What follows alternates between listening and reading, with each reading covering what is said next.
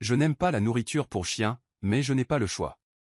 Cybèle CCE Suarez était une jeune femme orpheline très jeune. Sa mère l'avait confiée à une tante accro aux jeux d'argent, qui a fini en prison et y a été tuée. Les usuriers que sa tante devait à CCE commencèrent à s'en prendre à elle.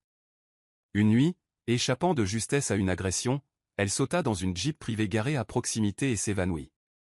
À son réveil, elle se retrouva dans une ville qu'elle ne connaissait pas, Saint-Quentin. Affamée et désespérée, CCE errait dans un quartier tranquille de banlieue. Elle sentit une odeur de nourriture provenant d'une maison et, la suivant, aperçut un bol de céréales sur une table extérieure. Sans se rendre compte que c'était de la nourriture pour chien, elle l'engloutit. Ce moment déclencha une rencontre inattendue entre elle et un homme nommé Lévi, un beau vétérinaire. Quel sort attend CCE dans le monde de Lévi? Oh mon Dieu, qu'est-ce que c'est? Pourquoi y a-t-il une femme à l'arrière de la Jeep?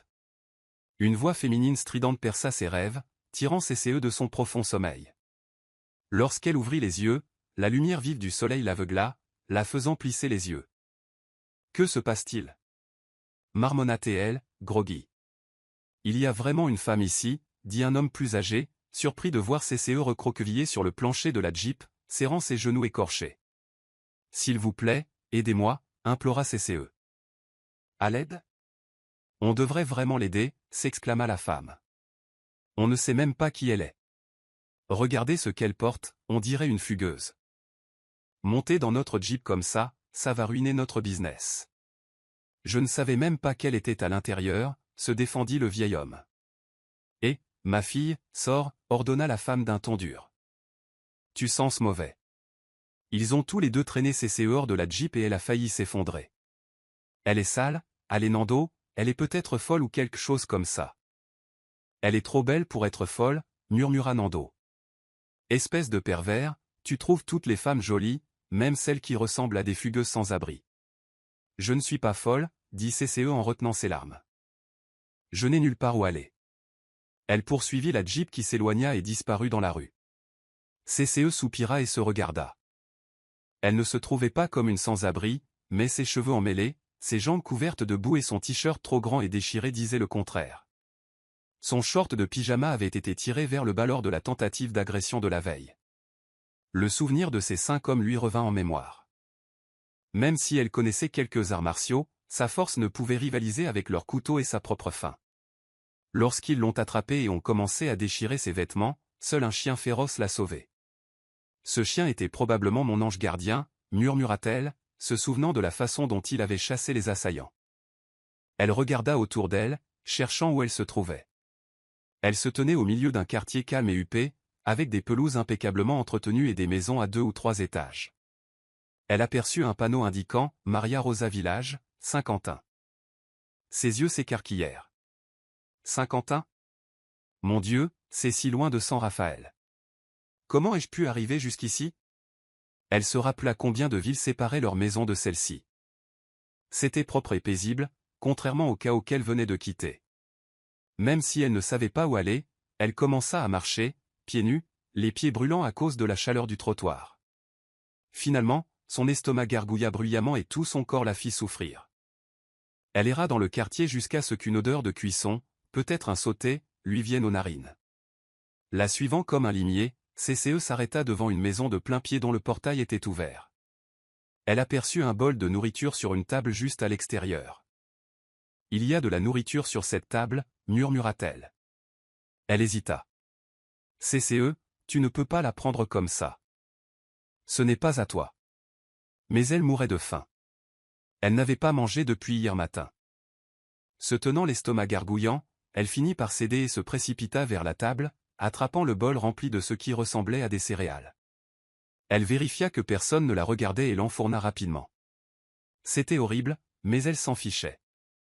Elle avait besoin de nourriture. Soudain, un chien aboya sur le côté de la maison. CCE se retourna et vit un magnifique chien blanc, dont l'épaisse fourrure lui couvrait une partie des yeux. « Désolé, mon toutou. Je ne voulais pas te voler ta nourriture. J'avais juste très faim, dit-elle en souriant nerveusement au chien qui n'arrêtait pas d'aboyer. Elle supposa que s'il n'avait pas été attaché, il l'aurait déjà attaqué. Elle mâchait encore lorsqu'une voix masculine grave s'éleva derrière elle. « Pourquoi as-tu mangé la nourriture de mon chien? CCE se figea, les yeux écarquillés d'horreur. Elle baissa les yeux vers le bol vide. Attends, quoi? De la nourriture pour chien. J'ai mangé de la nourriture pour chien. Oh mon Dieu, CCE, espèce d'idiote. Elle gémit intérieurement. Mortifiée, elle ne pouvait même pas se retourner pour faire face à l'homme derrière elle. Elle cherchait une solution. Puis une idée lui vint. Peut-être que je ferais semblant de m'évanouir. Alors qu'il s'approchait, elle se laissa tomber, mais sa tête heurta le bord de la table. Et d'un coup, le faux évanouissement devint réel. Je ne peux pas sortir maintenant, mon pote. Il y a quelqu'un dans la maison et je ne sais pas qui c'est. Je pense qu'elle a besoin de soins médicaux. Je vous tiendrai au courant plus tard quand elle se réveillera. CCE reprit lentement conscience. Cette voix fut la première chose qu'elle entendit. Elle grimaça avant même d'ouvrir les yeux. Douleur lancinante à la tempe, accompagnée de crampes à l'estomac. Je t'appelle plus tard. Elle est réveillée. Elle ouvrit les yeux avec précaution. Un plafond blanc apparut. En tournant la tête vers la droite, un visage apparut dans son champ de vision. Elle cligna des yeux plusieurs fois et ses traits devinrent clairs. Des sourcils épais, des yeux chocolat profond, un nez droit, des lèvres naturellement rouges et des pommettes saillantes. « Qui es-tu? Où suis-je » murmura-t-elle, se demandant si elle était morte. L'homme qui la regardait ressemblait à un ange. « Êtes-vous Michael? Ou peut-être Gabriel? Mademoiselle, comment vous sentez-vous? Avez-vous la nausée? Le vertige? Vous vous êtes évanouie après avoir mangé la nourriture de mon chien. » Les yeux de CCE s'écarquillèrent et elle se redressa rapidement, pour finalement heurter la tête de l'homme penché sur elle. « Aïe » s'exclamèrent-ils tous les deux en se frottant le front. « Je suis vraiment désolé, s'écria CCE en se couvrant le visage des mains. « À en juger par tes mouvements, tu sembles consciente maintenant. Tu as encore mal au ventre? Et à la tête? » Oui, j'ai un peu mal à la tête et au ventre. C'est sûrement à cause de ce que tu as mangé. Tu devrais consulter un médecin. Peux-tu me regarder? Bien qu'embarrassée, CCE retira lentement ses mains de son visage et leva les yeux vers l'homme debout devant elle. Il portait un pantalon noir et une chemise blanche unie. À en juger par ses larges épaules et sa silhouette élancée, il était en pleine forme. Alors qu'elle levait à nouveau les yeux vers ses yeux calmes et beaux, son estomac gargouilla bruyamment. Elle grimaça, les joues rouges de gêne. « On dirait que tu as faim. Viens, allons à la cuisine. Tu dois d'abord manger. » Il l'aida doucement à se relever. CCE frissonna légèrement et déglutit difficilement lorsque sa paume chaude se pressa contre son dos à travers le tissu de sa chemise. Elle le suivit dans la cuisine, sa première fois dans une maison aussi propre et belle. Il lui servit à manger, et lorsqu'elle vit une assiette de crevettes au beurre et de ragoût de poisson au tamarin aigre, elle eut l'eau à la bouche. Sans hésiter, CCE commença à manger, mettant sa honte de côté un instant. Elle ne marqua un temps d'arrêt que lorsqu'elle remarqua que l'homme la regardait simplement. « Ça va, ne fais pas attention à moi. »« Mange, » dit-il, amusé. Elle hocha la tête, au bord de l'étouffement, ce qui le poussa à lui tendre rapidement un verre d'eau. Elle but et son corps se détendit. Après le repas, il lui dit de prendre un bain. CCE fut stupéfaite de voir son reflet dans le miroir. Elle ressemblait vraiment à une gamine des rues. Il lui tendit une robe d'été jaune et des sous-vêtements neufs. Lorsqu'elle sortit de la salle de bain, propre et habillée, l'homme la fixa d'un air stupéfait, avant de détourner rapidement le regard. « Je suppose que je n'ai plus besoin de te demander pourquoi tu as mangé la nourriture pour chien, » dit-il alors qu'ils étaient assis dans le salon. « Tu avais faim, et je comprends. Je suis vraiment désolé. Je n'avais pas mangé depuis hier matin. »« Quoi? Pourquoi n'as-tu pas frappé? Je t'aurais donné à manger. »« D'où viens-tu? Tu n'as pas de maison? » CCE détourna le regard. Elle ne savait pas si elle devait dire la vérité. Elle avait peur que les créanciers de sa tante la retrouvent. Sa vie était toujours en danger. « As-tu fugué? Quel âge as-tu? Comment t'appelles-tu? » « Oui, je m'appelle Yora.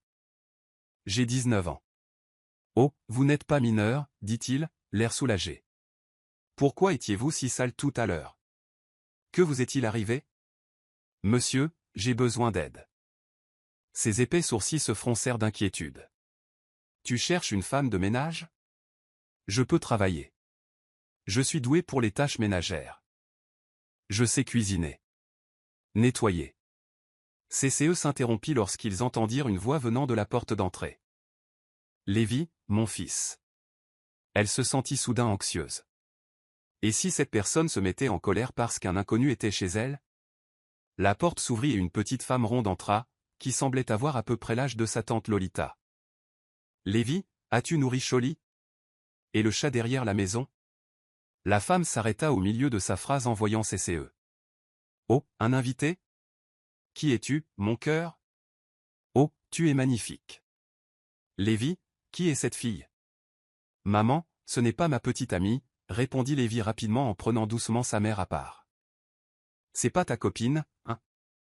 Alors c'est qui? Une amie à toi? Je ne l'ai jamais vue. CCE eut un sourire gêné, ne sachant pas comment expliquer qu'elle venait de manger la nourriture de leur chien et de s'évanouir dans leur jardin. Elle n'est probablement pas d'ici, maman. Elle est arrivée plus tôt. Cholly lui a aboyé dessus. Je suis sorti et je l'ai trouvée évanouie. Je l'ai amenée. Oh mon Dieu, tu t'es évanouie. Tu es malade? Demanda la femme. CCE ne répondit pas. Elle n'était pas malade. Elle avait seulement fait semblant de s'évanouir, ce qui aurait sûrement déconcerté la vieille dame si elle disait la vérité. Comment vas-tu maintenant? Je vais bien, merci. Si tu vas vraiment bien, peux-tu nous dire où tu habites? Je te ramène chez toi. Non, s'il te plaît, s'écria CCE, au bord des larmes, en se remémorant tout ce qui s'était passé avant son arrivée ici. Je ne veux pas rentrer. En fait, je cherche du travail. Du travail? Tu cherches du travail? Les yeux de la femme s'illuminèrent. Quelle chance! J'avais besoin de quelqu'un pour tenir ma boutique. Ça t'intéresse? Elle ne peut pas rester avec nous, maman. Interrompit Lévi. Pourquoi pas? Tu sais à quel point les gens du quartier peuvent être critiques. Et regarde-la tout à l'heure. Elle n'avait pas vraiment l'air de chercher du travail. CCE baissa les yeux. Elle avait envie de pleurer. S'il la mettait dehors, elle n'aurait nulle part où aller. Allez, Lévi. Tu l'as déjà nourrie et aidée. Vas-y à fond. Laisse-la rester. De toute façon, il nous faut quelqu'un pour le magasin. La femme s'approcha de CCE et lui prit doucement la main. Au lieu de ressentir de la peur, CCE ressentit du réconfort dans son contact. Ne t'inquiète pas, chérie. Tu travailleras pour moi. Je suis gentil et je paie bien. Surtout si tu peux m'aider à booster mes ventes ce mois-ci. Là n'est pas la question, maman. On ne sait pas qui elle est. Elle est arrivée comme ça, comme ça. On ne peut pas faire confiance à des gens comme ça.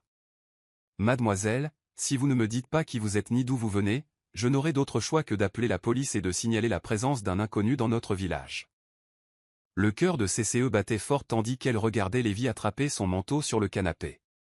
Il se dirigeait vers la porte quand elle dit soudain, « S'il te plaît, ne me mets pas dehors.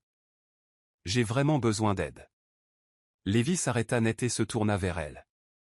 Ses sourcils étaient toujours froncés, mais il écoutait. « Je viens de San Rafael. »« San Rafael ?» répéta la femme, surprise. « C'est si loin, ma puce.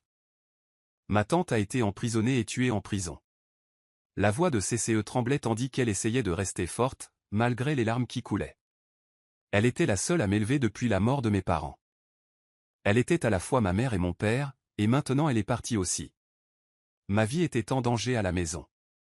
Les gens à qui elle devait de l'argent n'arrêtaient pas de me poursuivre. Ils ont incendié notre maison pendant que je dormais et ont volé la caution que j'avais mise de côté pour elle. La femme tituba légèrement, agrippée au bord du canapé, comme si cette histoire lui ôtait toute force, le regard empli de pitié. Je n'ai plus de famille vers qui me tourner. Ils ont tous leur vie et ne voulaient pas m'aider. Hier soir, j'ai failli être agressé alors que je marchais seul. Je me suis échappé et je suis tombé dans la boue.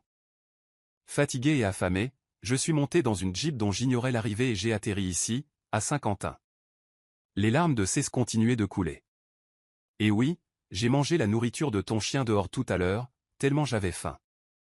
J'ai fait semblant de m'évanouir, tellement j'étais gêné. La femme s'est précipitée vers CCE et l'a prise dans ses mains, la regardant dans les yeux pleins de larmes. « Oh, ma chérie, que t'est-il arrivé ?» a-t-elle demandé en lui caressant le dos. « Tu as entendu tout ça, Lévi ?» lança-t-elle à son fils, qui était toujours là, à regarder en silence. « Tu n'as vraiment aucune compassion. Je prendrai soin de toi, mon chéri. Désormais, tu vivras ici avec nous. Ne t'inquiète pas pour mon fils. Je suis sa mère. Il n'a pas le choix. Tu vas juste aider à surveiller le magasin, et on te paiera. Heureusement que tu as atterri ici. Qui sait ce que ces hommes horribles ont pu te faire? Tu es une si belle fille. Quel âge as-tu, ma chérie, et comment t'appelles-tu? Léa. Léa Suarez. J'ai 19 ans. Enfin, je m'appelle Lilian. Vous pouvez m'appeler tante Lilian. Et voici mon fils, Lévi. Il est médecin. Eh bien, un vétérinaire. Il a peut-être l'air sévère, mais il est gentil et doux. Appelez le grand frère. CCE jeta un coup d'œil à Lévi, qui l'observait attentivement, comme s'il essayait de comprendre si elle disait la vérité ou si elle inventait une histoire. Viens, allons à la cuisine. Aide-moi à préparer des encas et raconte-moi un peu ta vie. Tante Lilian la remercia chaleureusement, la tirant avec une main réconfortante dans le dos. Au fond de sa clinique, Lévi plâtrait la patte blessée d'un chien errant tandis que Frédéric bavardait à ses côtés. « Alors, tante Lilian a vraiment laissé cette fille emménager, hein ?» demanda Frédéric. « Honnêtement, je n'ai jamais vu quelqu'un d'aussi simple et pourtant aussi beau. Ou peut-être que je suis simplement habitué aux femmes agressives du côté de Saint-Quentin. » Lévi secoua la tête, agacé. Depuis que Frédéric avait rencontré CCE 3 jours plus tôt, il n'arrêtait pas de parler d'elle. « Si tu envisages de faire des avances à Yora, ne t'en fais pas, maman la traite comme une frêle porcelaine. Même son nom est beau. Yora. » Frédéric claqua des doigts en prononçant son nom. « Elle est vraiment magnifique, » ajouta-t-il. Ses longs cheveux bouclés qui lui descendent jusqu'à la taille. Je n'oublierai jamais comment on s'est croisés hier soir. Elle sortit de la salle de bain vêtue seulement d'un t-shirt trop grand et d'un short. Lévi ferma les yeux, frustré. Il n'avait pas voulu fixer ses cuisses, mais il ne parvenait pas à chasser cette image de sa tête. Son téléphone vibra. Sa mère appelait. « Dis-moi, maman, quoi de neuf? Tu as beaucoup de patients? » « Pas vraiment, maman. Juste un chien blessé. » « Pourquoi? » « Eh bien, Yora et moi sommes au centre commercial. Je lui achète des vêtements. Les vieux vêtements de ta sœur ne lui allaient plus. » Lévi sourit. C'était pour ça qu'il aimait sa mère. Elle était attentionnée, même si elle était un peu bruyante. Surtout quand il ne mangeait pas à l'heure. « Mon client vient d'appeler. Elle souscrit enfin à une assurance. Ça coûte cher, fiston. Je ne peux pas reporter. Pourrais-tu tenir compagnie à Yora et l'aider à faire ses courses? Lui offrir un bon repas aussi? » Lévi marqua une pause. La simple idée de revoir Yora le remplissait d'impatience. Il ne se voyait que le soir depuis qu'elle travaillait tôt le matin à l'épicerie. « Bien sûr, maman. Je m'en occupe. Je paierai même tout. » « Vraiment? » Tante Lilian semblait surprise. « L'autre jour, tu voulais qu'elle sorte de la maison. » « Merci, fiston. Sois gentil avec elle, d'accord? Yora est une bonne fille. Traite-la comme une petite sœur. » Lévi grimaça. Ce n'était pas du tout comme ça qu'il la voyait. Il se dirigea rapidement vers le centre commercial, laissant Frédéric derrière lui, qui le suppliait presque de l'accompagner juste pour revoir Yora. « Bienvenue, docteur, » Lévi salua une vendeuse de la boutique que sa mère fréquentait souvent.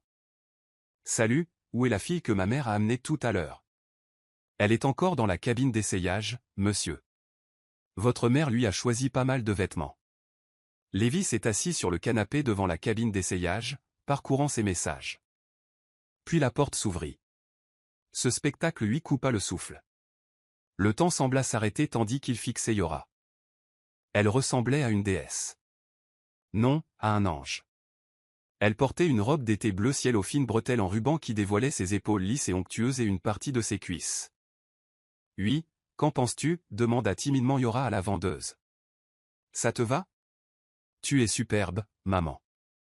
C'est mon préféré parmi tous ceux que ta tutrice a choisis. Yora sourit, mais se sentit gênée. La robe lui arrivait à peine aux genoux. Tu as cette peau douce, d'un blanc rosé, comme une pomme lisse. Tu aurais l'air bien dans n'importe quelle tenue, ajouta la vendeuse. Yora rougit profondément. Le jeune homme est là, murmura la vendeuse. Yora se retourna et vit le regard de Lévi fixé sur elle. Elle baissa rapidement les yeux, mais son téléphone lui glissa des mains, le forçant à se lever. Tu as fini de choisir tes vêtements, demanda-t-il avec un petit sourire. Oui, répondit-elle doucement en jetant un coup d'œil aux 2 paniers remplis de vêtements que tante Lilian avait choisis, des tenues de détente et des uniformes pour la boutique. Allons payer alors. Attends, Lévi il s'arrêta. Il y a trop d'objets ici. Je vais en remettre. Je n'ai pas d'argent. C'est pour moi, Yora. Ne t'inquiète pas. Ajoutons aussi la robe que tu portes. Non, ça va. Je viens de l'essayer. C'est magnifique. Ça te va bien. Yora déglutit difficilement tandis que Lévi se mordait la lèvre après avoir dit ça. C'était la première fois qu'il la complimentait. Il était généralement calme et distant, évitant toute conversation ou tout contact visuel. Je porterai les sacs. Non, Lévi. J'ai compris. Ils ne sont pas lourds. Elle tendit la main vers les 3 sacs en papier, mais il les tenait, alors elle n'insista pas. Qu'est-ce que tu veux manger, demanda Lévi. Je n'ai pas faim, Lévi. Enfin, si. Est-ce que je peux déjeuner avec toi? Yora regarda le visage de Lévi. Un léger sourire se dessina sur ses lèvres. Elle se sentit plus à l'aise lorsqu'il souriait ainsi. Sa timidité s'estompa. Elle s'apprêtait à répondre lorsqu'un groupe d'enfants passa devant elle en courant, et l'un d'eux la heurta accidentellement. Elle perdit l'équilibre, mais Lévi lâcha les sacs en papier et la rattrapa rapidement dans ses bras avant qu'elle ne tombe. Le cœur de Yora battait 3 fois plus vite sous le choc. Tu vas bien? Elle ne put répondre. Son souffle mentholé et la chaleur de sa voix effleurèrent sa joue, lui faisant palpiter le ventre. Elle fixa simplement son beau visage. Tu as mal quelque part? Je vais bien. Merci. Il hocha la tête, le regard empli d'inquiétude. Pourquoi se déchaîne-t-il encore, pensa-t-elle, faisant référence au chaos qui s'emparait de son estomac dès qu'elle était près de Lévi, comme la première fois qu'il lui avait servi à manger. Elle repoussa cette pensée. Une fois arrivé au restaurant, Lévi passa commande et ils commencèrent à manger. Tu as des frères et sœurs, demanda Lévi, brisant le silence. Il se dit que ça ne ferait pas de mal de mieux la connaître. Non. Je ne sais pas pourquoi mes parents n'ont pas eu d'autres enfants. Puis papa est décédé de la tuberculose, et maman est partie alors que j'étais encore à l'école primaire. Elle n'est pas revenue depuis. Pas un seul message? Elle a dit qu'elle allait travailler, puis elle a tout simplement disparu. Lévi ressentit une pointe de tristesse. Pourquoi ta tante avait-elle autant de dettes? Il marqua une pause, réalisant qu'il avait peut-être dépassé les bornes. Oh, je suis désolé. Tu n'es pas obligé de répondre si tu es mal à l'aise. Elle aimait jouer, dit Yora sans détour. Quand elle perdait, elle empruntait de l'argent, et quand j'avais besoin de frais de scolarité ou de projets scolaires, elle contractait des emprunts pour les couvrir aussi.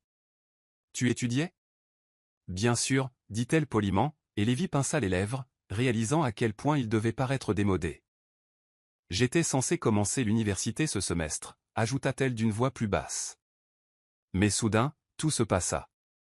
Elle se tut, et Lévi remarqua que ses yeux devenaient rouges, au bord des larmes. Cela le rendait anxieux.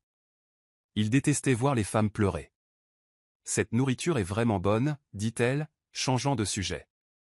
Comment ça s'appelle déjà? Un steak, et ça, c'est du flan. Ah, un steak et du flan, c'est délicieux. Je n'ai vu ce genre de plat que dans les émissions de cuisine.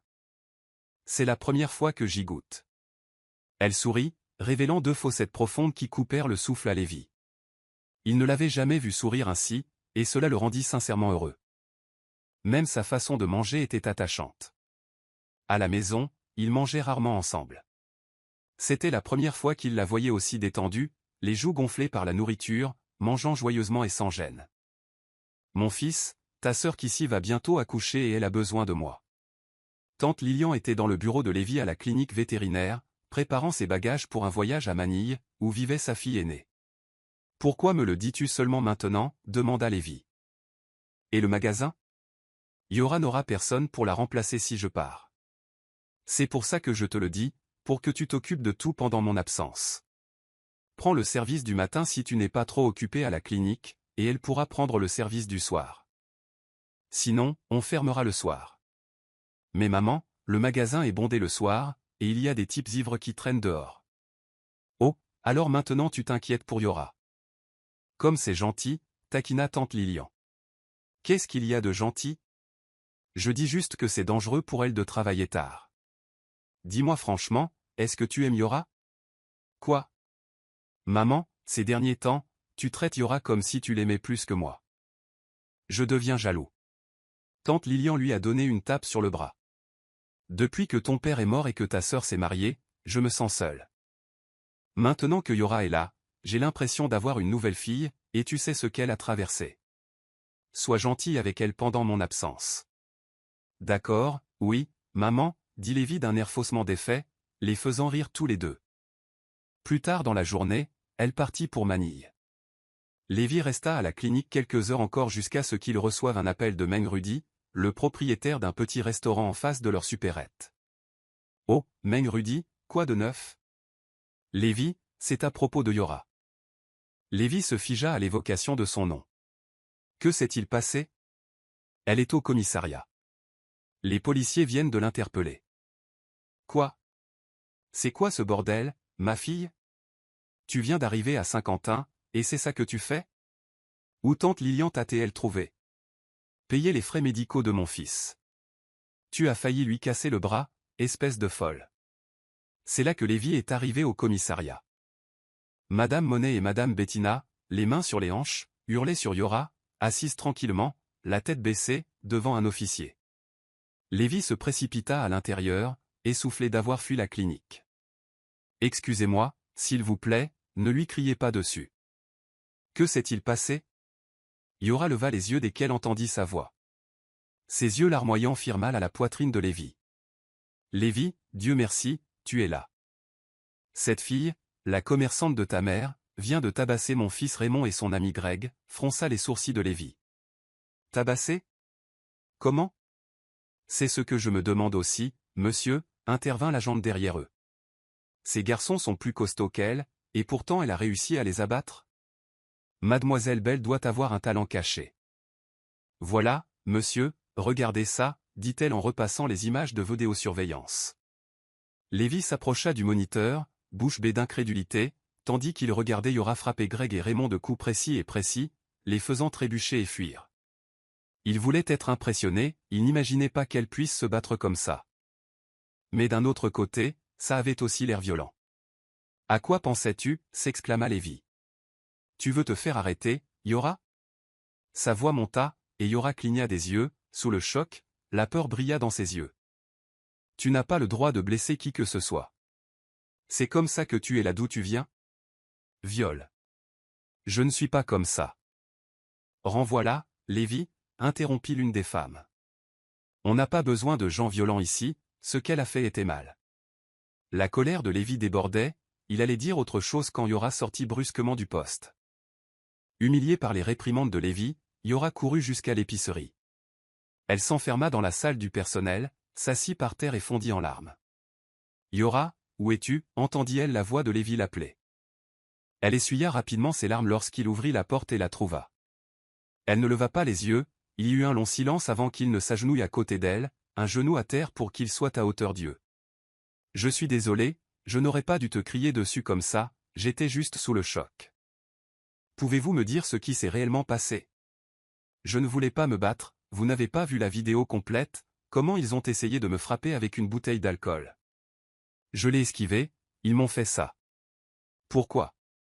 Quand j'ai commencé à travailler au magasin, j'ai remarqué qu'ils entraient en faisant semblant de faire des courses, mais qu'en fait, ils volaient. J'ai laissé passer, pensant que c'était une affaire ponctuelle, mais aujourd'hui, ils ont poussé le bouchon trop loin.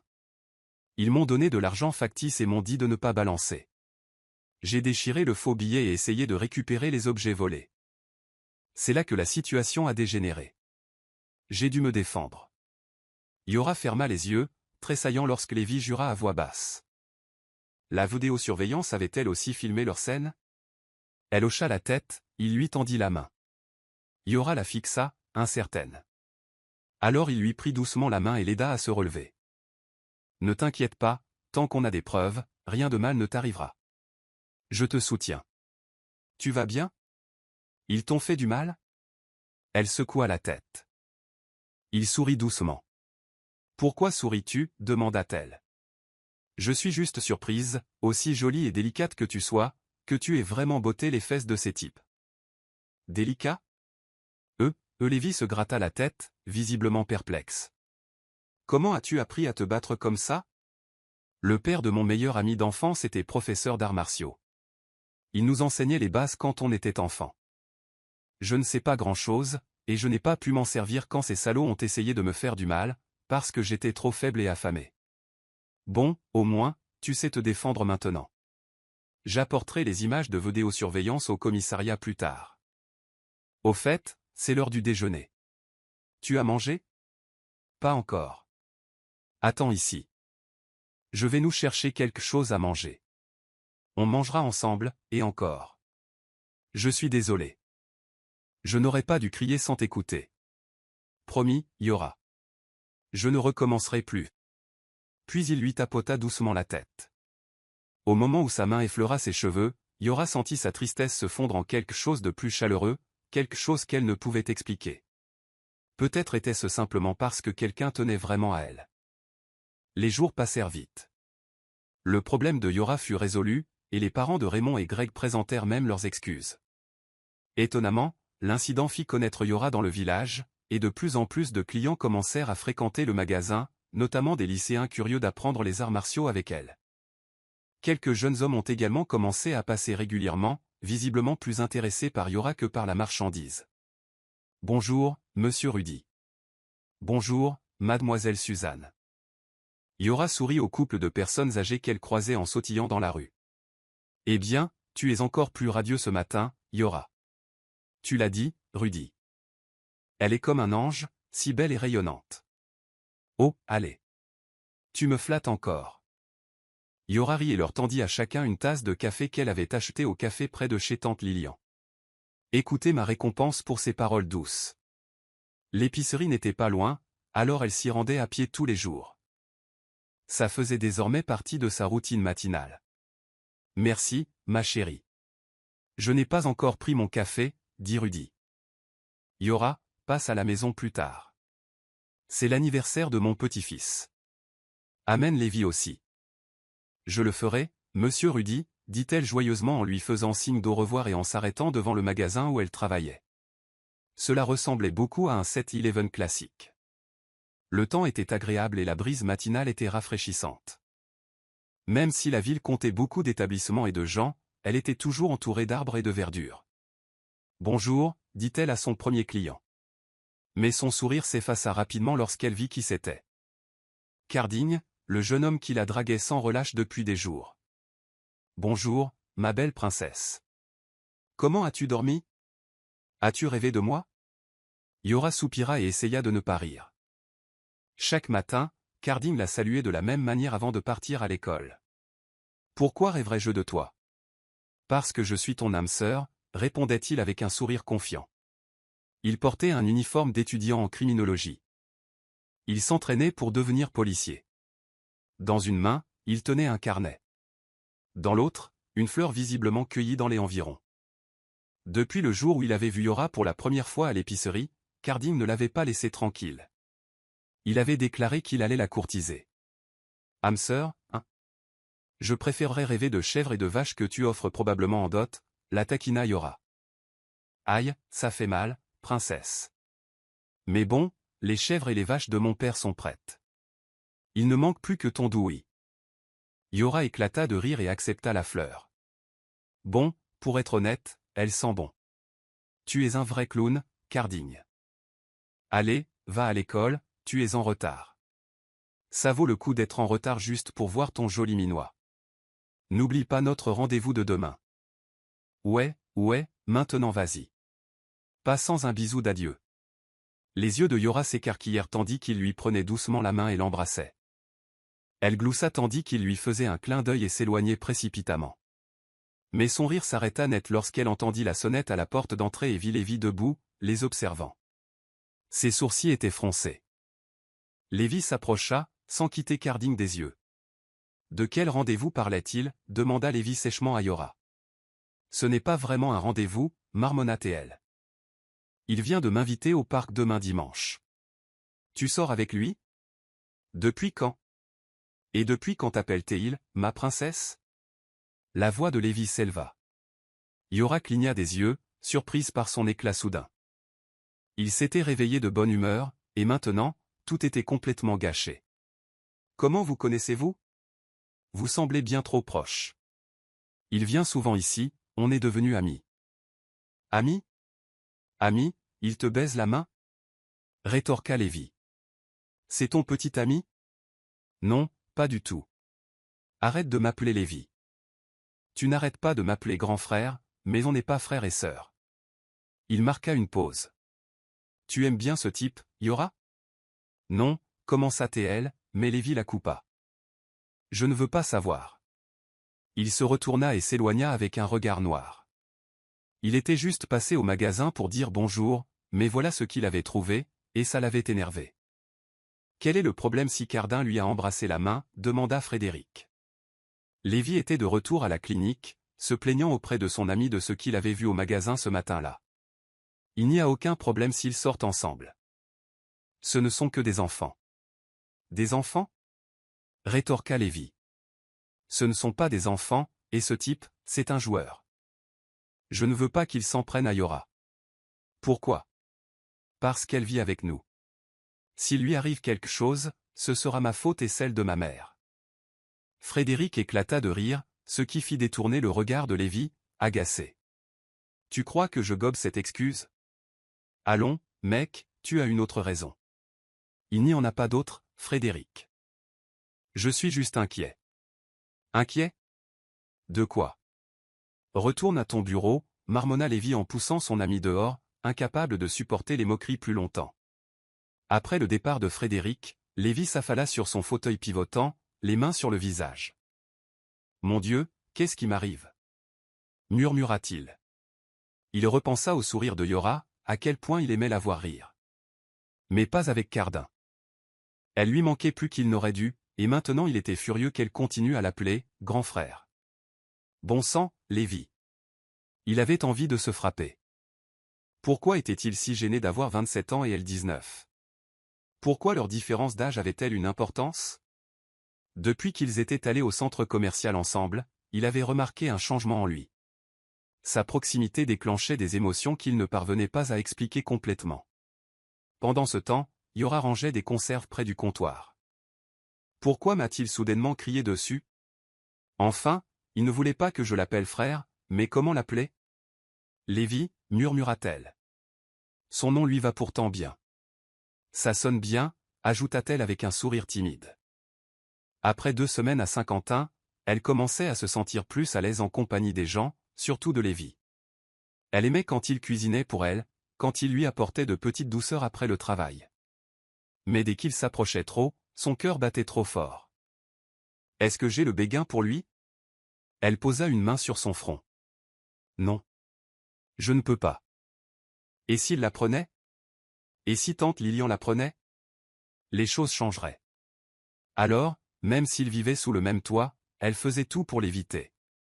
Elle se levait plus tôt que d'habitude pour partir travailler, faisant semblant d'être occupée si Lévi essayait de la suivre au magasin. L'après-midi, elle faisait semblant d'être épuisée et allait directement se coucher pour qu'il ne parle pas, merci, Carding. Je me suis tellement amusée sur ces manèges, et la nourriture était délicieuse, dit-elle en riant. Tu n'ouvres pas le magasin demain, n'est-ce pas? Non. Pourquoi? Je veux t'emmener à notre ferme. Grand-père récolte des mangues.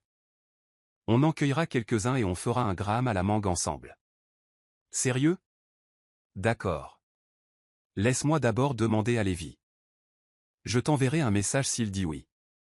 Elle lui fit un signe d'au revoir, et Cardine se pencha et déposa soudain un baiser sur sa joue. Et cria-t-elle. bonne nuit, ma princesse. Rêve de moi, dit-il avec un clin d'œil en s'enfuyant. Yora fronça les sourcils, stupéfaite qu'il lui ait volé un baiser, mais elle ne pouvait nier qu'elle s'était bien amusée avec lui. Elle ouvrit le portail et faillit sursauter en voyant Lévi debout, les mains dans les poches. Lévi? Tu as fermé le magasin plus tôt pour pouvoir aller à ce rendez-vous avec lui? Sa voix était froide, ses yeux sombres. Je Lévi, combien de fois devrais-je te le dire, ne m'appelle pas Lévi comme ça, rétorqua-t-il. Yora recula, surprise par la dureté de sa voix.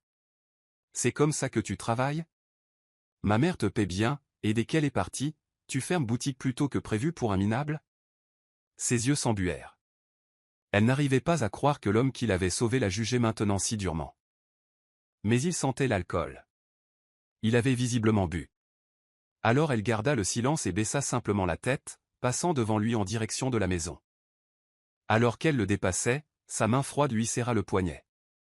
Mais vis-tu ces derniers jours à cause de lui? Lui as-tu dit oui? Sa voix s'adoucit légèrement, mais une trace de douleur se lisait dans ses yeux. S'il te plaît, réponds-moi. On est juste amis, ce n'est pas mon petit ami. Lévi poussa un soupir de soulagement, et Yora le fixa, déconcerté par son comportement.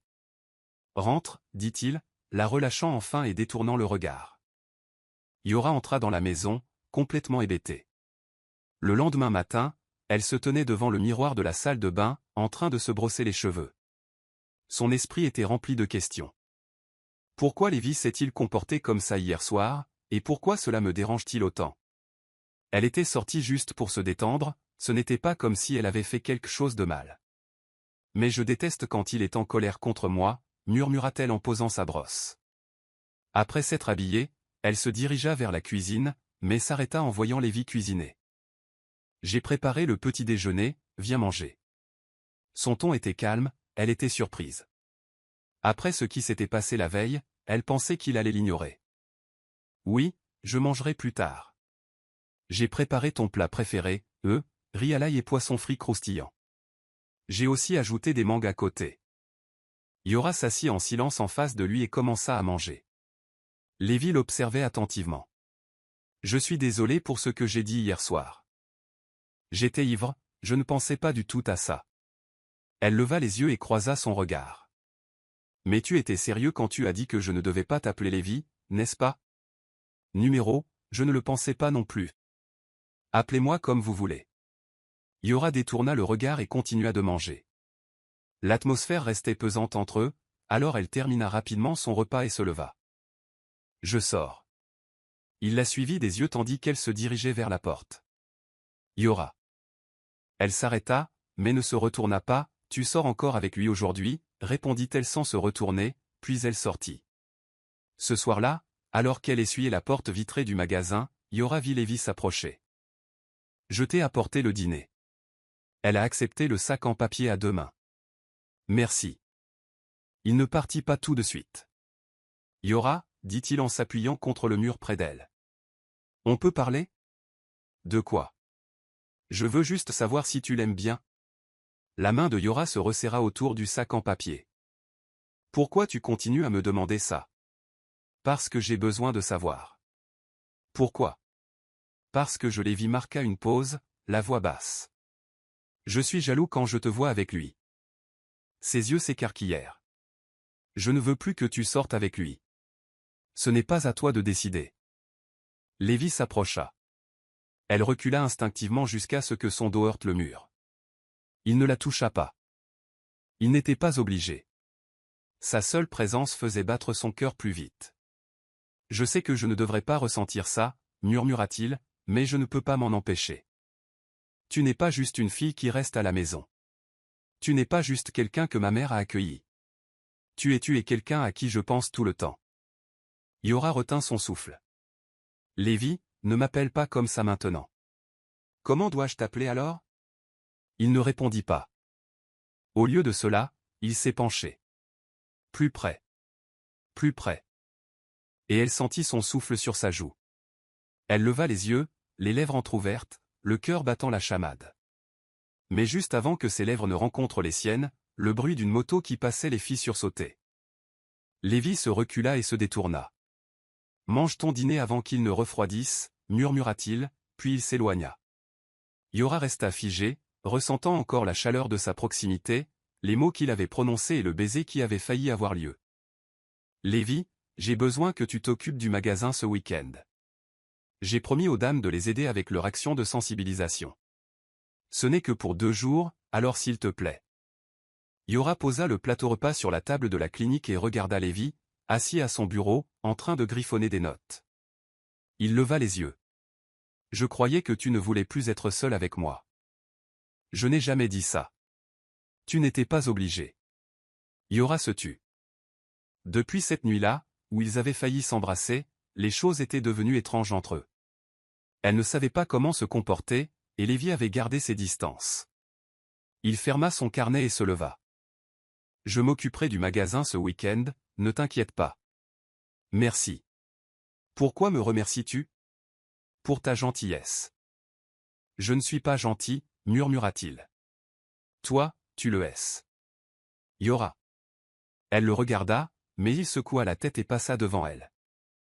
Samedi matin, Yora a aidé tante Lilian et le groupe de femmes à distribuer des colis alimentaires aux plus démunis d'un quartier voisin. Elle souriait en distribuant du riz et des conserves aux mères et aux personnes âgées. J'adore faire ça, a-t-elle dit à tante Lilian. Aider les gens me procure un sentiment de paix. C'est pour ça que je t'ai emmené avec moi, dit fièrement tante Lilian. Tu es une bénédiction, Yora. J'espère que mon fils s'en rend compte. Yora baissa les yeux. Il est gentil, ma tante, mais je ne pense pas qu'il me voie comme ça. Tu serais surpris, murmura tante Lilian. Pendant ce temps, Lévi balayait le sol de l'épicerie. C'était la première fois qu'il travaillait à la caisse, et il était visiblement irrité. Ces enfants sont trop bruyants, grommela-t-il tandis qu'un groupe d'adolescents se précipitait à l'intérieur, riant et attrapant des encas. Le magasin était bondé. Le soir, Meng Rudy passait même prendre de ses nouvelles. Du calme, Lévi, tu t'en sors bien. Tu n'es juste pas habitué à ce genre de travail. Oui, la présence des animaux me manque.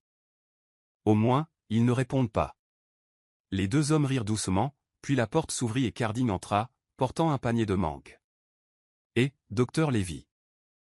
Lévi se raidit. Je dépose juste ça pour Yora. Dis-lui que je suis passé, d'accord? Elle n'est pas là. Vraiment? Où est-elle allée? Lévi ne répondit pas. Bon, alors, donne-lui ça. Il posa le panier sur le comptoir et partit.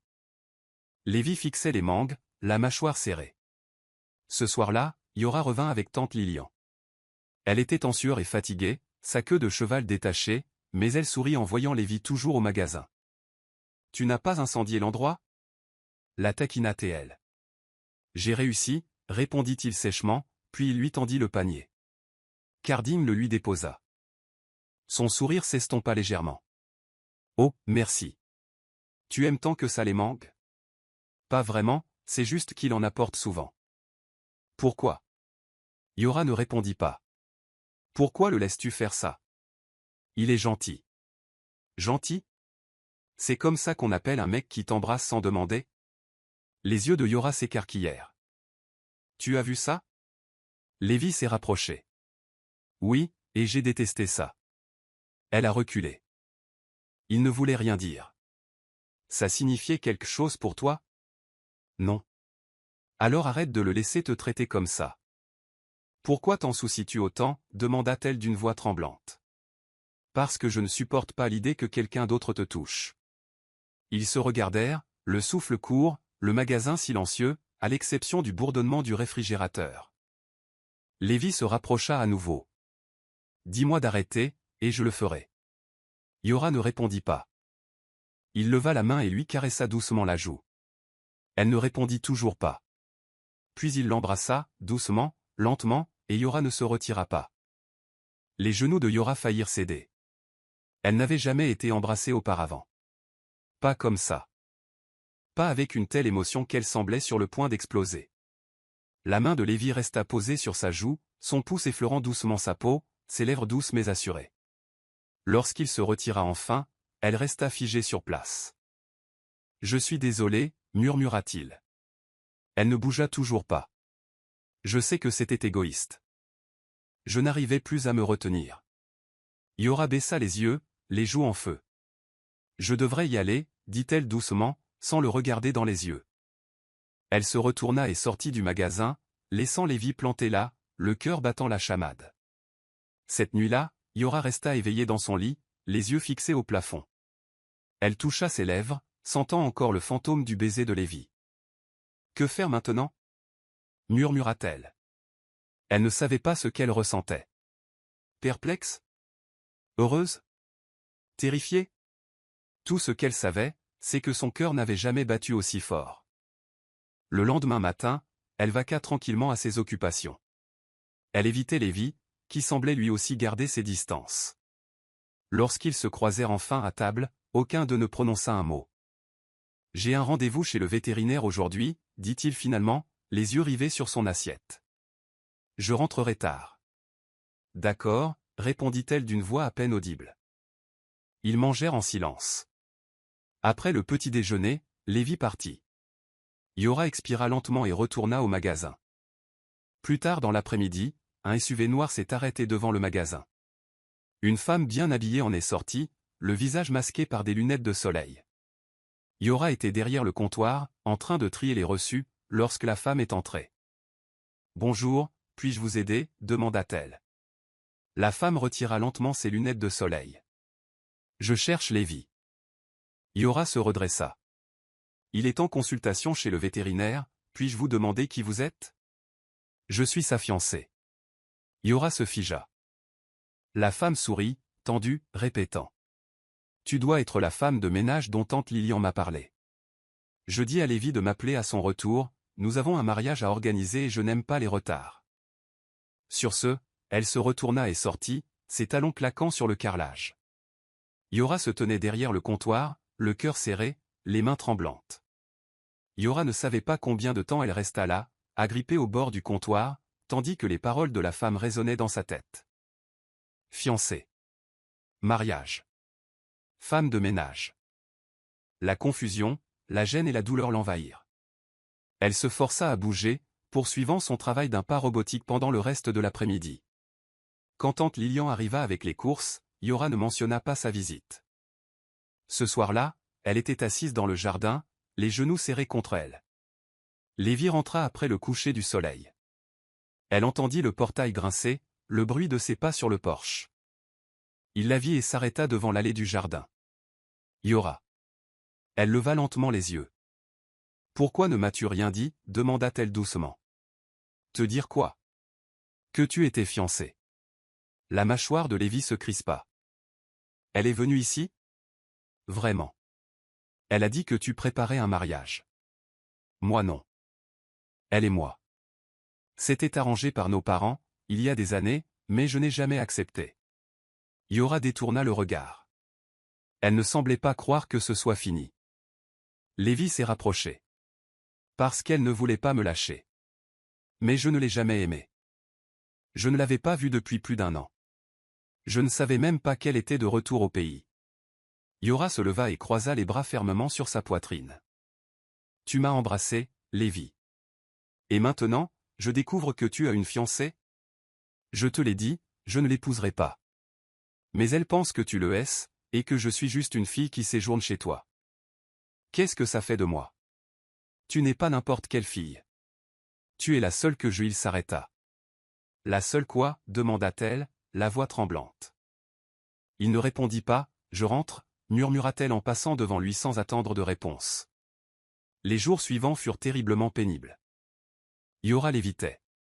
Elle arrêtait de manger avec tante Lilian et Lévi, prétextant qu'elle était trop fatiguée par le travail. Elle partait tôt pour faire les courses et rentrait tard. Lévi n'insista pas. Il l'observa simplement de loin, en silence. Puis, un soir, tante Lilian l'appela dans le salon. « Chérie, viens t'asseoir 1 minute. » Yora s'assit prudemment. « Que se passe-t-il entre toi et mon fils ?» Le cœur de Yora fit un bond. « Rien, ma tante. »« Tu es sûre ? » ?»« Oui. » Tante Lilian soupira. « Yora, tu es comme une fille pour moi. Je t'ai accueillie dans cette maison non seulement parce que tu avais besoin d'aide, mais aussi parce que tu m'as aidé. Tu as redonné vie à notre foyer. Mais si les choses entre toi et Lévi te font souffrir, j'ai besoin de le savoir. Yora baissa la tête. Je ne veux pas être un fardeau. Tu ne le es pas, mais je ne peux rien faire si tu me laisses de côté. J'ai juste besoin d'espace. Tante Lilian tendit la main et la serra doucement. D'accord, mais si jamais tu as besoin de quoi que ce soit, je suis là. Yora hocha la tête, les larmes aux yeux. Le dimanche suivant, Yora se tenait derrière le comptoir, l'air impassible, tandis qu'elle encaissait les courses d'un client. La femme lui offrit un sourire poli, que Yora lui rendit automatiquement. Lorsque la cliente partit, elle soupira, les coudes appuyés sur le comptoir. Sa poitrine était encore lourde. Elle n'avait pas parlé à Lévi depuis des jours, et le silence entre eux était plus douloureux que tout ce qu'il aurait pu dire. Le carillon au-dessus de la porte tinta de nouveau. Elle leva les yeux et se figea. C'était Lévi. Il ne parla pas au début. Il s'approcha simplement du comptoir et déposa un petit sac en papier devant elle. « Qu'est-ce que c'est » demanda-t-elle prudemment. « Des encas, dit-il. Je suis passé devant la boulangerie tout à l'heure et je me suis souvenu que tu aimais ça. » Elle fixa le sac une seconde, puis le regarda de nouveau. « Tu n'étais pas obligé. »« Je sais. » Ils restèrent silencieux. Puis Lévi s'éclaircit la gorge. « Tu veux aller te promener » Yora cligna des yeux. « Maintenant ?»« C'est dimanche. »« Tu pars à 16h, n'est-ce pas ?»« J'attends. » Elle hésita, puis hocha légèrement la tête. À 4 heures précises, elle sortit du magasin, fermant le portail derrière elle. Lévi attendait près du lampadaire, les mains dans les poches. Ils marchèrent côte à côte sur les 3 chemins qui menaient à un sentier boisé derrière le village. Aucun d'eux ne parla jusqu'à ce qu'ils atteignent un endroit calme près d'un petit ruisseau. Lévi s'assit sur un rocher plat et lui fit signe de le rejoindre. « Je venais ici quand j'étais plus jeune, dit-il. Chaque fois que j'étais en colère, confuse, dépassée, Yora s'asseyait à côté de lui, les genoux contre sa poitrine. Je ressens tout cela en ce moment, avoua-t-elle. Il la regarda. Moi aussi. Je suis désolé de t'avoir évité, dit-elle au bout d'un moment. Je suis désolé de t'avoir blessé, répondit-il. Ils restèrent assis, immobiles, le bruissement des feuilles et le doux murmure du ruisseau emplissant l'espace entre eux. Je ne sais pas ce que nous sommes, Lévi. Tu n'as pas encore besoin de le définir, mais les gens nous regardent, discutent, et tu es fiancé. Elle n'est pas ma fiancée, dit-il fermement. Mes parents ont insisté pour que cela se fasse. Je n'ai jamais accepté. Je lui ai déjà dit que je ne l'épouserais pas. Et moi ? Il la regarda droit dans les yeux. Je ne sais pas ce qui va se passer, Yora. Je sais juste que je ne veux pas que tu partes. Je ne veux pas te perdre. Ses lèvres s'entr'ouvrirent, son souffle se bloqua dans sa gorge. Tu me fais ressentir des choses que je n'ai jamais ressenties auparavant, continua-t-il, et je sais que je fais des bêtises, mais je suis prêt à comprendre si tu me le permets. Elle ne répondit pas tout de suite, puis elle appuya sa tête sur son épaule. Lévi ferma les yeux, laissant ces moments de silence parler pour eux deux. Ça va, Yora demanda tante Lilian en entrant dans la cuisine. Yora faisait la vaisselle, ses mains bougeant lentement et distraitement. Hein? Oh oui, tante, je vais bien. Tu es sûre? Tu fredonnes depuis ton retour. Yora rougit et s'essuya rapidement les mains avec une serviette. J'ai passé une journée paisible, c'est tout. Tante Lilian lui adressa un sourire entendu. Je suis contente. C'est agréable de te revoir sourire. Yora se mordit la lèvre et hocha la tête. À l'étage, Lévi se tenait dans le couloir, écoutant tranquillement. Il sourit intérieurement avant de se diriger vers sa chambre. Plus tard dans la semaine, Yora était assise devant le magasin, un carnet sur les genoux. Elle notait les numéros d'inventaire et vérifiait les livraisons. Cardine arriva avec son air habituel, 2 bouteilles de soda à la main.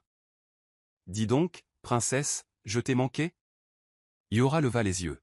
« Cardine, que fais-tu ici ? Je ne peux pas aller voir ma fille préférée ?» Elle se leva et épousseta ses mains. « Je suis un peu occupée en ce moment. »« Allez, 10 minutes, on va s'asseoir là-bas. » Il désigna le banc en bois près du manguier, de l'autre côté de la route. Yora hésita, puis soupira. Bon, plus que 10 minutes.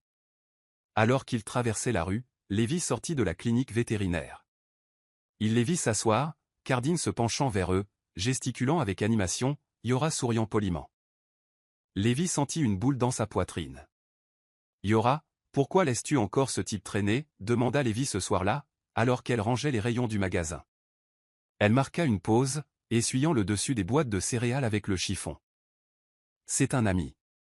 Tu n'arrêtes pas de le dire. » « Parce que c'est vrai. » Lévi s'approcha. « Je croyais qu'on en avait parlé. » « Effectivement, mais on avait aussi convenu de ne rien définir. » Lévi passa une main dans ses cheveux, frustré. « Je n'essaie pas de te contrôler, mais je n'aime pas la façon dont il te regarde. Tu n'es pas mon petit ami, Lévi. » Elle dit doucement. Il la regarda, stupéfait par ses paroles. « Tu as dit que tu ne voulais pas me perdre. » Elle ajouta, « Mais tu ne peux pas continuer à me repousser quand ça te convient. »« Je ne tu le hais, dit-elle d'une voix plus ferme. Si on ne définit rien, alors tu n'as pas le droit d'agir comme si je t'appartenais. » Elle se retourna et s'éloigna, le laissant sans voix. Yora essuya une larme en entrant dans sa chambre. Elle ne savait pas pourquoi cela lui faisait si mal. Peut-être parce qu'elle espérait que Lévi se battrait plus fort. Peut-être parce qu'elle s'était laissée aller à croire que quelque chose de réel se développait entre eux. Mais elle ne pouvait pas rester désemparée, surtout alors qu'elle essayait de reconstruire sa vie. Le lendemain, elle se concentra sur son travail. Elle rangea les étagères, vérifia l'inventaire et s'occupa pour éviter de penser à lui. Tante Lilian la remarquait. « Tu es inhabituellement silencieux aujourd'hui, » dit-elle en coupant des légumes dans la cuisine. « Il s'est passé quelque chose ?» Yora secoua la tête, fatiguée. « Bon, calme-toi. Tu t'en sors très bien. » Yora sourit faiblement et retourna au magasin. Pendant ce temps, Lévi était assis dans son bureau à la clinique, touchant à peine les dossiers sur son bureau. Son téléphone vibrait. Frédéric. « Salut mec. Ça va? Tu as ignoré mes messages. »« Je vais bien, » murmura Lévi. « Non, tu ne le hais pas. »« Que s'est-il passé ?» soupira Lévi. « J'ai fait une erreur. Je n'arrête pas de dire que je ne veux pas précipiter les choses, mais je m'énerve quand je la vois avec quelqu'un d'autre. Je suis vraiment hypocrite. Tu devrais peut-être juste lui dire ce que tu ressens vraiment. » Lévi ne répondit pas. « Tu es toujours là? » « Oui. »« Alors va lui dire, avant que quelqu'un d'autre ne te la vole. » Ce soir-là, Yora sortit du magasin pour fermer à clé lorsqu'elle vit Lévi debout près du portail, les mains dans les poches. « Lévi? Il faut que je te parle. » Elle hésita, puis s'approcha. « J'avais tort, » commença-t-il. « J'ai agi comme si je pouvais te revendiquer sans rien te donner en retour. Ce n'est pas juste. » Elle le regarda, attendant. « J'ai eu peur, » continua-t-il, « du qu'en dira-t-on, de la vitesse à laquelle tout se passe, mais rien de tout cela n'a d'importance si je te perds. » Yora haleta. « Je te veux, Yora. Pas comme un, peut-être, pas comme un point d'interrogation. Je veux être l'homme que tu retrouveras à la maison, celui qui marchera à tes côtés chaque jour, si tu me le permets. » Elle le fixa, le cœur battant la chamade. Puis, lentement, elle hocha la tête. Lévi s'avança, lui prit la main et entrelaça ses doigts avec les siens. Cette fois, elle ne s'éloigna pas. Les jours suivants furent emplis d'une chaleur que Yora n'avait jamais ressentie auparavant. Lévi l'accompagnait au travail tous les matins, passait au magasin pendant les pauses déjeuner juste pour la voir sourire, et lui apportait ses encas préférés sans même lui demander. Même tante Lilian l'avait remarqué. Vous rayonnez tous les deux, les taquina-t-elle un après-midi, en passant devant le magasin et en les surprenant en train de rire à la caisse. Yora rougit. Lévi ricana et glissa sa main dans celle de Yora, sous le comptoir. Ce samedi soir, le village accueillait son festival annuel de danse de rue. Des lanternes colorées étaient suspendues sur la place, et l'air vibrait de musique, de stands de nourriture et de rire. Les enfants couraient pieds nus, les adolescents posaient pour les photos et les couples se tenaient la main sous les guirlandes lumineuses. Yora se tenait au bord de la foule, les yeux écarquillés. C'était la première fois qu'elle assistait à un événement de ce genre. « Tu es magnifique, » dit Lévi en apparaissant à ses côtés. Elle se retourna. Il portait un polo impeccable et un jean foncé, les cheveux encore légèrement humides de sa douche. « Tu t'es bien nettoyé, la taquina-t-elle. » Il sourit. Seulement parce que je savais que tu serais là. Ils se promenèrent sur la place, goûtèrent quelques encas et regardèrent le concours de danse. À mi-chemin, Lévi se pencha vers lui. Tu veux sortir d'ici? Où? Tu verras. Il l'emmena sur la colline juste après le village, là où les étoiles brillaient le plus. Ils s'assirent sur un carré d'herbe, les lumières de la ville scintillant en contrebas. C'est magnifique, murmura Yora. Toi aussi. Elle le regarda, le cœur battant. Lévi fouilla dans sa poche et en sortit un petit morceau de papier plié. Qu'est-ce que c'est? Demanda-t-elle. Ouvre-le. Elle déplia le mot et vit son écriture. Veux-tu être ma petite amie? Elle rit doucement, les yeux brillants. Vraiment? Tu ne pouvais pas me le demander comme ça? Je voulais que ce soit mémorable. Elle le regarda et hocha la tête. Oui. Lévi sourit, puis la serra doucement dans ses bras. Sa tête reposa contre sa poitrine et, pour la première fois depuis longtemps, elle se sentit parfaitement à sa place. Petite amie? Répéta Lévi tandis qu'il redescendait la colline, main dans la main. J'aime bien ce mot. Yora rigola en lui donnant un petit coup d'épaule. Tu es tellement ringard. Juste pour toi. Ils arrivèrent à la maison et restèrent devant le portail, aucun des deux ne voulant encore dire bonsoir. Dors bien, dit Lévi en écartant une mèche de son visage. Toi aussi. Il se pencha et l'embrassa doucement sur le front avant de reculer. Yora entra, souriant en montant les escaliers. Le lendemain matin, elle se réveilla tôt, pleine d'énergie et fredonnant en rangeant sa chambre. Elle prit une robe bleu clair dans sa petite armoire et attacha ses cheveux en une demi-queue de cheval. Au petit déjeuner, tante Lilian haussa un sourcil. Eh bien, quelqu'un a l'air radieux aujourd'hui, rougit Yora. C'est juste une bonne matinée. Lévi entra dans la cuisine et s'arrêta en la voyant. Waouh! Waouh quoi? Demanda-t-elle en faisant semblant de ne pas remarquer son regard. Tu es magnifique. Tante Lilian s'éclaircit bruyamment la gorge. Restez pégés dans ma cuisine, s'il vous plaît. Ils rirent tous les deux et la rejoignirent à table. Plus tard dans la journée, au magasin, Cardine apparut, l'air perplexe. Dis donc, princesse, tu n'as pas répondu à mon message. Oh, désolé, j'étais occupé. Je t'ai apporté quelque chose. Il a sorti un petit sac en papier avec des biscuits. C'est gentil, mais je ne peux pas l'accepter, dit-il en fronçant les sourcils. Pourquoi pas? Avant qu'elle puisse répondre, Lévi sortit de l'arrière-salle, un bloc-notes à la main. Elle est prise, dit-il calmement. Cardine les regarda tour à tour. Oh, c'est officiel maintenant? Yora hocha la tête. Cardine sourit, un peu crispé, mais sincère. Bon, je vais me calmer alors. Sans rancune? Sans rancune, dit Yora gentiment. Il tendit les biscuits à un enfant et s'éloigna. Lévi se tourna vers elle. Ça va? Elle sourit. Oui, et toi? Il lui prit la main. Ça va beaucoup mieux maintenant. Je vais rendre visite à ma sœur quelques jours, a annoncé tante Lilian au dîner. Elle ne se sent pas bien et je veux prendre de ses nouvelles. Yora leva les yeux de son assiette. Tu veux qu'on vienne avec toi? Non, ma puce. Vous deux, restez ici et vous vous occupez de la maison et du magasin. Lévi peut se débrouiller, pas vrai? Il hocha la tête. Bien sûr. Bon, alors, tante Lilian sourit. Soyez sages tous les deux pendant mon absence. Yora et Lévi échangèrent un regard, les joues rouges. Le lendemain matin, tante Lilian partit tôt. Yora fit un signe d'au revoir à la porte et resta à regarder jusqu'à ce que la voiture tourne au coin de la rue. Lorsqu'elle rentra, Lévi était assis sur le canapé, en train de lire quelque chose sur son téléphone. « Tu veux sortir aujourd'hui » demanda-t-il en levant les yeux. « Juste nous » Yora cligna des yeux. « Un rencard » Il hocha la tête. « Ouais, tu as bossé dur. Tu mérites une pause. » Elle sourit. « Bon, où allons-nous ? Tu verras. » Ils se dirigèrent vers un parc au bord d'un lac, un endroit tranquille entouré de grands arbres et d'une douce brise. Lévi apporta un panier de pique-nique et ils étendirent une couverture sur l'herbe, à l'ombre d'un arbre. Yora retira ses chaussures et remua ses orteils dans la terre meuble. « C'est magnifique, dit-elle. J'ai pensé que ça te plairait. Ils ont mangé des sandwichs, partagé des anecdotes et ri comme si de rien n'était. Après le déjeuner, Lévi s'allongea et leva les yeux vers le ciel.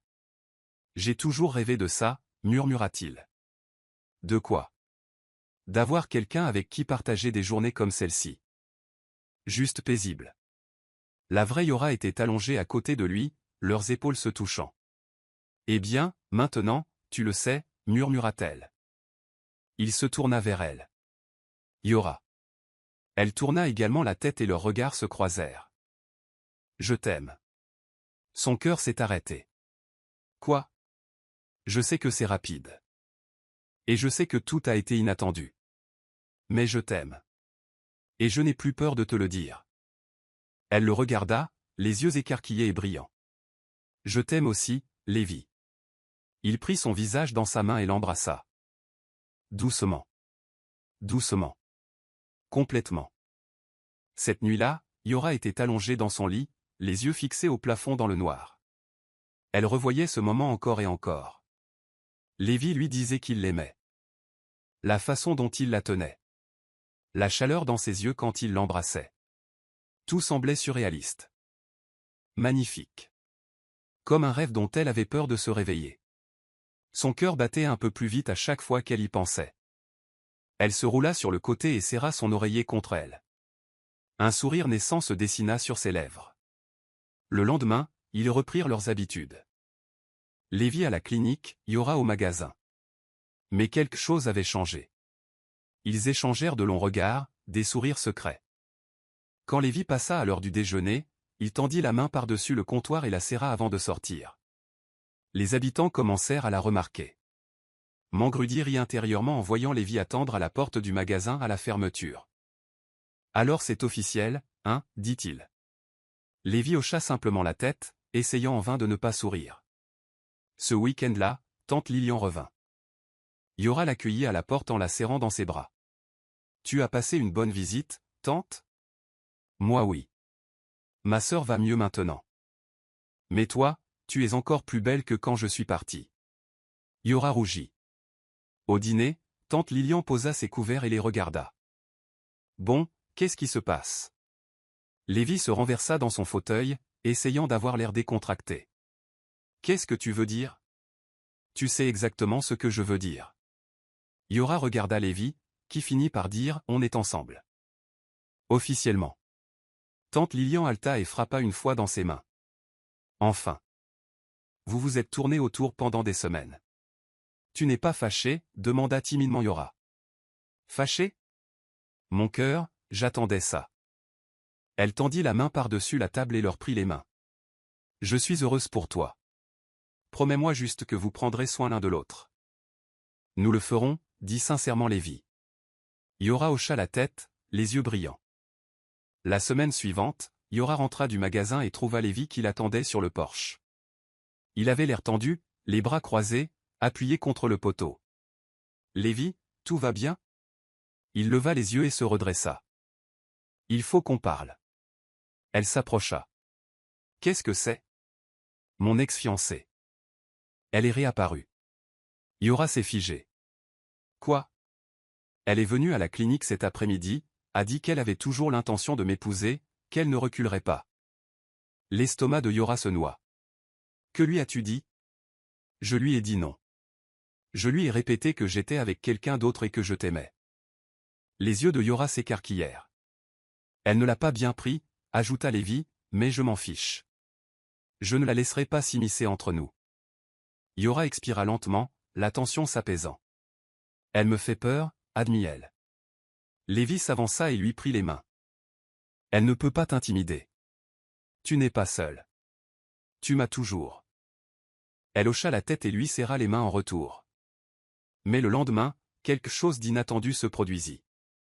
Yora se rendait au marché lorsqu'une voiture noire s'arrêta à côté d'elle. La vitre s'abaissa lentement. C'était elle, l'ex-fiancée de Lévi. Montez, il faut qu'on parle, dit la femme d'un ton froid. Yora se figea. Je ne veux pas d'ennui, dit-elle doucement. Alors tu m'écouteras. Contre toute attente, Yora ouvrit la portière et s'assit sur le siège passager. La femme ne perdit pas de temps. tu n'es rien. Tu crois que parce que tu vis chez Lévi et que tu travailles dans un magasin, tu es à son niveau? Pas du tout, il joue juste avec toi. Les mains de Yora se crispèrent sur ses genoux. Tu crois le connaître? Je le connais depuis la fac. Je connais sa famille. Je connais son monde. Il ne va pas tout gâcher pour quelqu'un comme toi. Je sais qui il est, dit Yora d'une voix tremblante, et je sais qu'il n'est plus à toi. La femme rit d'un air moqueur. On verra bien combien de temps tu tiendras. Yora ouvrit la porte et sortit sans un mot. Ses jambes tremblaient tandis qu'elle parcourait le reste du chemin jusqu'au magasin. Ce soir-là, Lévi remarqua le changement en elle. Tu es silencieux, il s'est passé quelque chose? Elle secoua la tête, fatiguée.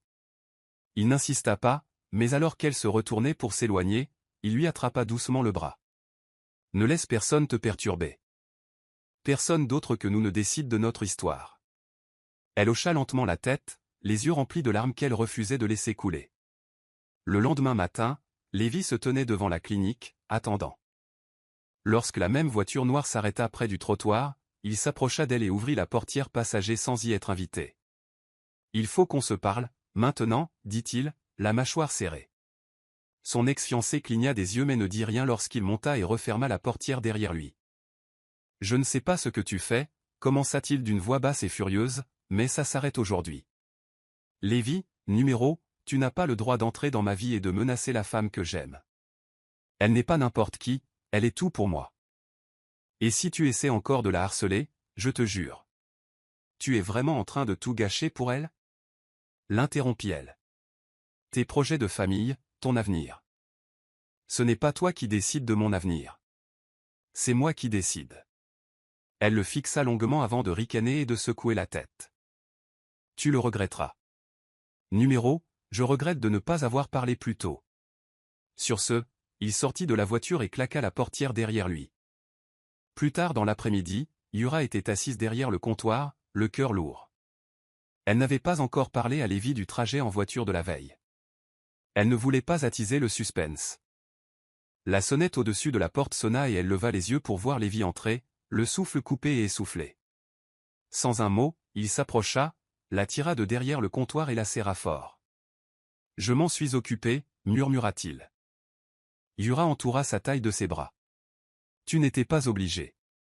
Je le voulais. Elle ne t'embêtera plus. » Ils restèrent ainsi un long moment, enveloppés dans la sécurité l'un de l'autre. Ce soir-là, ils s'assirent sur le porche, contemplant les étoiles dans un silence confortable. Lévi lui prit doucement la main. « Tu sais ce que j'ai compris? » « Quoi? » « Tu es la première personne pour laquelle je me suis vraiment battu, et je recommencerai. » Yura appuya sa tête contre son épaule, le cœur gros. Pour la première fois depuis longtemps, elle se sentait vraiment en sécurité, vraiment aimée.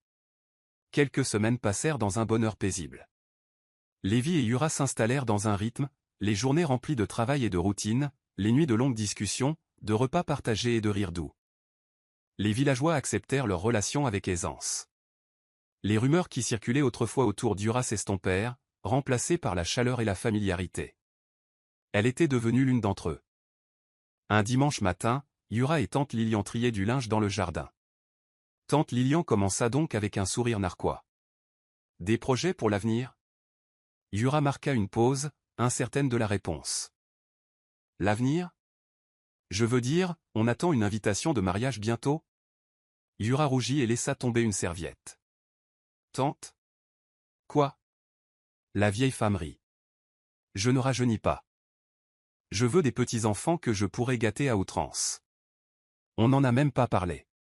Tu devrais peut-être. » Le cœur de Yura palpitait à cette pensée, mais il se serrait aussi de nervosité. Le mariage? Était-ce vraiment possible? Ce soir-là, Lévi invita Yura à dîner dans un petit restaurant au bord du lac.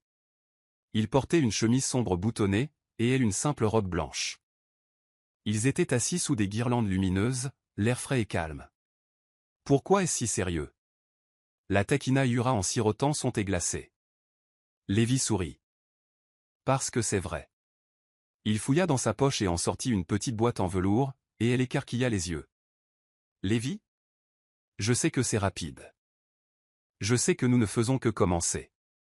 Mais quand on sait, on sait. Et je n'ai jamais été aussi sûr de quoi que ce soit de ma vie. Il ouvrit la boîte. Une délicate bague en argent scintillait à l'intérieur. Yura? Veux-tu m'épouser?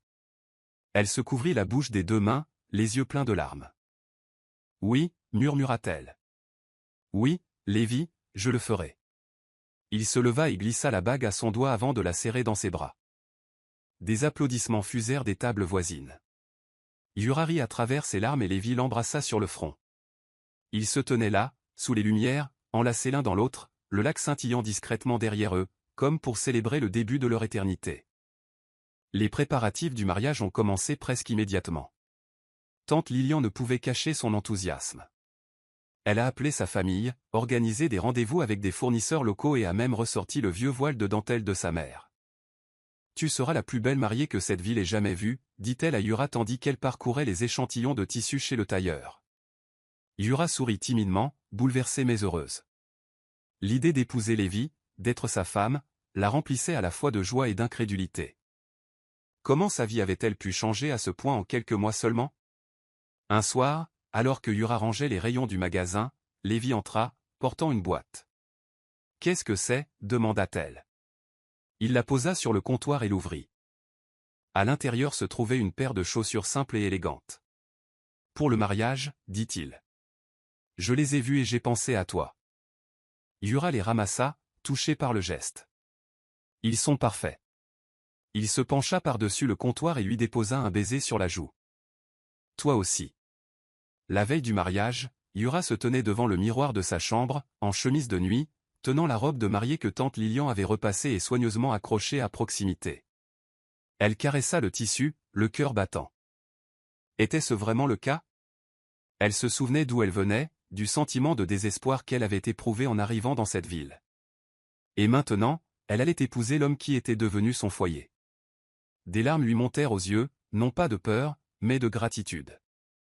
Pendant ce temps, Lévi était assis avec Frédéric sur le porche de la clinique, tous deux tenant des bouteilles de soda. « Tu y crois » demanda Frédéric. « Toi, le vétérinaire grincheux de la ville, tu te maries. » Lévi gloussa. « Moi non plus, je n'arrive pas à y croire. »« Mais tu es prêt ?» Il regarda la rue tranquille, puis les étoiles. « Je n'ai jamais été aussi prête. » Le matin du mariage s'est levé, un soleil doré pénétrant par les fenêtres. Yura a enfilé sa robe avec l'aide de tante Lilian. Ses cheveux étaient attachés en douces ondulations, ornés de minuscules perles. « Tu es un rêve » murmura tante Lilian, les yeux embués.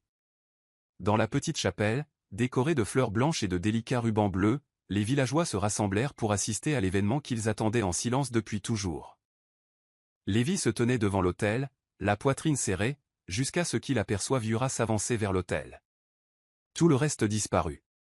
Elle le rejoignit, légèrement tremblante, et il lui prit la main. « Tu es prête » murmura-t-il. Elle hocha la tête. « Avec toi ?»« Toujours. » Les vœux étaient brefs, mais chaque mot était sincère. Lévi parlait avec une conviction inébranlable, d'une voix basse mais assurée. « Je ne m'attendais pas à ce que tu entres dans ma vie comme tu l'as fait, mais tu as tout changé. Je promets de t'aimer, de te protéger et de marcher à tes côtés jusqu'à la fin de mes jours. » La voix de Yura tremblait, mais son regard était ferme. « Tu m'as offert un foyer alors que je n'en avais pas. Tu m'as vu quand je me sentais invisible. Je te promets de t'aimer, de croire en toi et de ne jamais tenir pour acquis cette vie que nous construisons. » Le pasteur sourit chaleureusement en les déclarant mari et femme. « Vous pouvez maintenant embrasser la mariée. » Lévi la serra contre lui et l'embrassa, doucement mais profondément, sous les acclamations de la foule. La réception eut lieu dans le jardin de tante Lilian, transformé en un lieu charmant avec guirlandes lumineuses, auvents blancs et buffet de plats maison. Après la cérémonie, Yura enfila une robe plus simple. Ses pieds étaient douloureux, mais elle ne pouvait s'empêcher de sourire. Lévi la quittait à peine. Ils dansèrent sous les étoiles au rythme d'un slow joué par un groupe acoustique local. Les enfants du village virevoltèrent entre les tables, et les aînés rigolèrent en dégustant des parts de gâteau au chocolat. Tante Lilian leva son verre. « À mon fils et à ma nouvelle-fille, dit-elle d'une voix pleine de fierté, que votre amour soit doux, fort et durable. » Les yeux de Yura se remplirent de larmes lorsqu'elle la serra dans ses bras. Plus tard dans la soirée, Lévi et Yura rentrèrent à la maison. La maison était silencieuse, éclairée seulement par la douce lueur de la véranda. Yura entra et regarda autour d'elle. Tout semblait pareil, mais semblait différent. Lévi s'approcha d'elle par derrière et lui entoura la taille de ses bras. « Madame Carter » lui chuchota-t-il à l'oreille. Elle se retourna en riant. « Il va falloir du temps pour s'y habituer. Je le dirai jusqu'à ce que ça ne change plus. » Il l'embrassa doucement, puis la prit dans ses bras et la porta jusqu'à leur chambre. La porte se referma derrière eux, et d'un seul coup, leur éternité commença. La lumière du matin filtrait à travers les rideaux tandis que Yura ouvrait lentement les yeux. Lévi dormait toujours à ses côtés, un bras autour de sa taille, la respiration calme et régulière. Elle l'observa un instant, le cœur gros. Se réveiller ainsi, dans les bras de son mari, lui semblait irréel.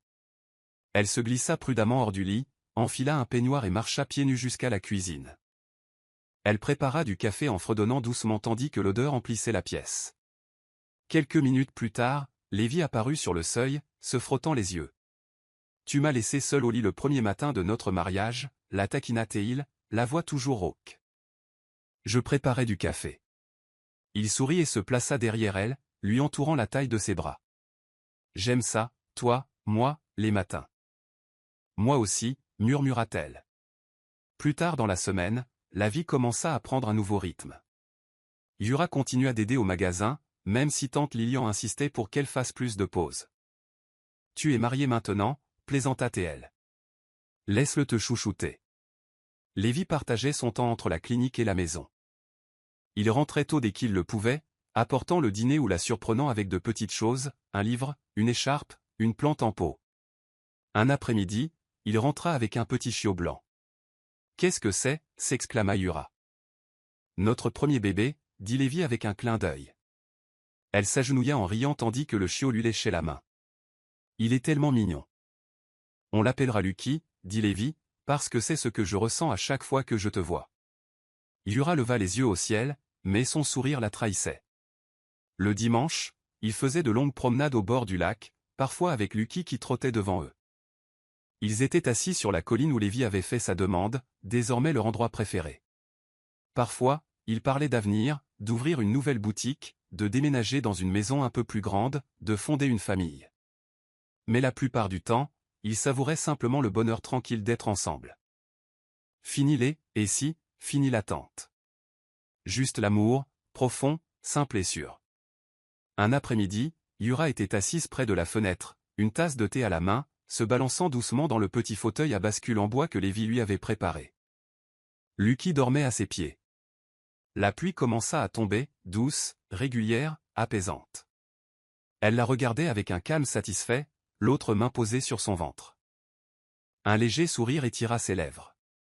Elle n'avait pas encore tout dit à Lévi, non pas par peur, mais parce qu'elle voulait que ce soit spécial. Ce soir-là, alors que Lévi finissait de ranger ses outils dans le hangar, Yura l'appela dans le salon. Il entra en s'essuyant les mains avec une serviette.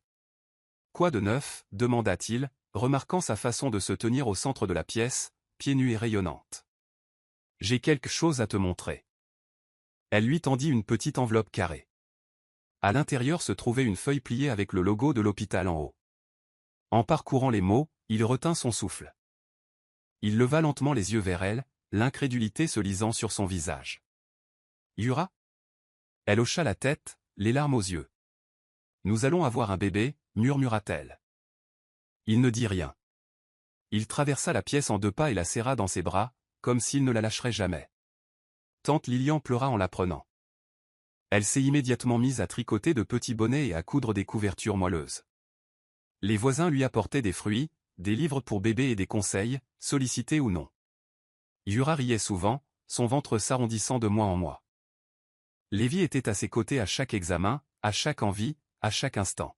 « Tu crois que c'est un garçon ou une fille » demandait-il, le soir, au lit. « Je m'en fiche » disait-elle, du moment que le bébé est en bonne santé. « Tout comme leur mère » répondait-il. Par un beau matin de printemps, Yura donna naissance à une petite fille en pleine santé. Ils la nommèrent Elara, un prénom qui signifiait « lumière brillante », et c'est exactement ce qu'elle devint. Un nouveau chapitre, un nouveau départ, une vie née de l'amour, nourrie de bonté et protégée par deux cœurs qui s'étaient trouvés au moment où ils s'y attendaient le moins. Elara grandit vite. À seulement 6 mois, elle avait déjà les yeux de Lévi, marron foncé et plein de malice, et le sourire de Yura, doux et apaisant. Lévi ne pouvait pas passer plus d'une heure sans prendre de ses nouvelles, même entre 2 visites chez le vétérinaire.